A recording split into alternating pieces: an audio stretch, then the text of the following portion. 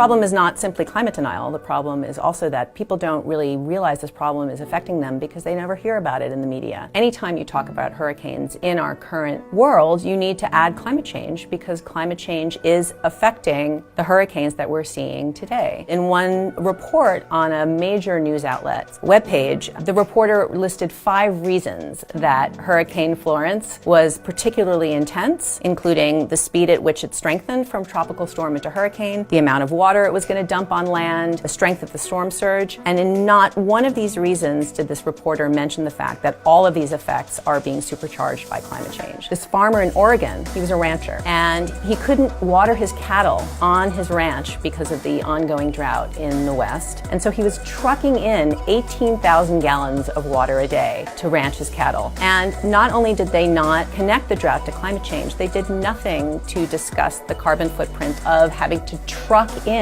water to feed these cows. And then they mentioned the mudslides in Japan that displaced, I think it was 3 million people from their homes. 3 million people is the population of Barcelona. Can you imagine Barcelona empty? Again, they did not mention climate change, even though we know that every sea of warming raises the amount of moisture in the atmosphere by anywhere between 4 and 7%. So again, every day we hear stories that are in fact about climate change, but the media is silent on the links, and they need to stop being silent when they write about immigration, when they write about drought, when they write about heat waves, when they write about fires, when they write about changing real estate values, when they write about the insurance markets. All of these things have to do with climate change. To me, this seems like a dereliction of duty. It seems irresponsible and dangerous. The science shows us that these things are linked to climate change. And we know that the climate change we're seeing now is only going to get unimaginably worse if we do not transition our energy system to safe energy immediately. You can make the argument that the media needs to do this because a free democratic press needs to be reality-based. But you can also make the argument that they have a moral obligation to do this so that people can make the political decisions they need to make in a democracy and decide whether we want to continue using the kind of energy that is going to cause death and destruction on ever greater scales, or whether we want to today to transform ourselves and start implementing the new, clean, safe energy future that will power America's economy and power America's future. People are being killed. There's people who are suffering and dying and have been killed in the past. And not by some random accident or by some act of God, but by the deliberate choices